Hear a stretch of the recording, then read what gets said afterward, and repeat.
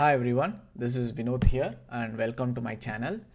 In this series of videos, I'll be sharing some of the mistakes that I have made in my trading journey so that you don't have to repeat these mistakes and we can also learn from these mistakes. Now, the first video in this series is covering the first mistake, which is refusing to take a loss. Personally, this used to be the biggest challenge that I had to overcome in order to become profitable. The first part will cover about the reasons why I made this mistake, and we'll also, in the second part, I'll cover why this is such a big mistake. The number one reason is the overconfidence and the opinions, like giving too much opinions to other people. Now, what do I mean by this overconfidence? Initially, when I started trading using chart patterns and technical analysis, I used to think that if a particular indicator gives me a buy signal, or if a particular chart pattern says that the stock has to move in a particular direction, I used to think that it must work. But then slowly I realized that there are no certainties in market and the market is always right. Now I used to think that, okay, because this particular pattern is observed, the stock has to move in particular direction.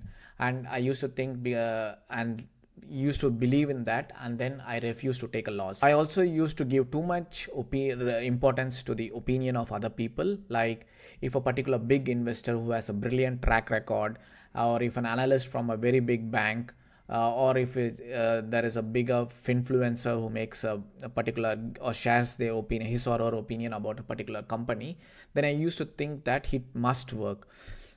And because of this overconfidence and giving too much opinion to the people who are making such comments, I used to refuse to take a loss when the stock moves in the opposite direction. The second reason is hope. Now, when this stock or whenever we enter a trade and it doesn't move in our direction, beginner traders, even experienced traders, tend to hope that it will turn around. I used to think that if I give it just more time, the stock will turn around and it will start, at least it will come to a break even, and then I'll exit. And so this used to be another reason why I refuse to take a loss. The stock doesn't move in my direction, I used to think that, okay, I'll now view it as a long-term investment, and then I just need to give it some more time for it to work in my favor. Now, there are also psychological studies which say that traders tend to view paper loss differently from actual loss. They used to think that, okay, if I have not realized a particular loss, it is just a paper loss. But these paper losses are actual money that we are actually losing. The reason number three is why I refused to take a loss was the need to be always right. Now, we have been conditioned by our society, like our schooling system, to always chase accuracy. But in trading, chasing accuracy can be suboptimal, or uh, it can work in counterproductive ways. Understand that, like, being right and being profitable are entirely two different things. But this used to be one of the reasons why I refuse to take a loss. If the stock moves in the opposite direction, we stop listening to the market and we start telling the market how it should behave. But we all know that the market doesn't care about what we think or what our opinion is. The number four reason why I refused to take a loss was because of the pain of a loss. It's in psychological terms, it's called as loss aversion, because loss hurts more than profits. Personally, like you might have also observed in your trading journey, that even if you have a multi-bagger, it doesn't give you so much pleasure. But even a 10% drop or a loss making trade will tend to hurt you more.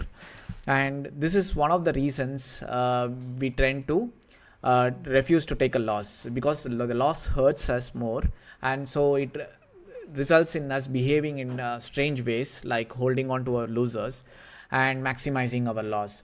So number four reason why we refuse to take a loss is because loss hurts more than profits. So in the second part of this video, we'll look at why refusing to take a loss is a big problem. Personally, refusing to take a loss resulted in two things personally for me.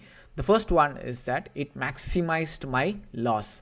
The moment I lowered my stop loss or didn't take the first stop loss, it tend to turn out into a bigger loss. Of course, we will be having certain trades which will turn around and come in our direction, but most of the cases, the trade that doesn't go in our particular direction tends to go even further and further down, and the smaller loss tends to become a bigger loss and bigger loss as we give it more time and give it more hope that it will turn around. It tends to maximize our loss. The second reason is that it will destroy it destroyed my confidence. I started to second guess my trading system.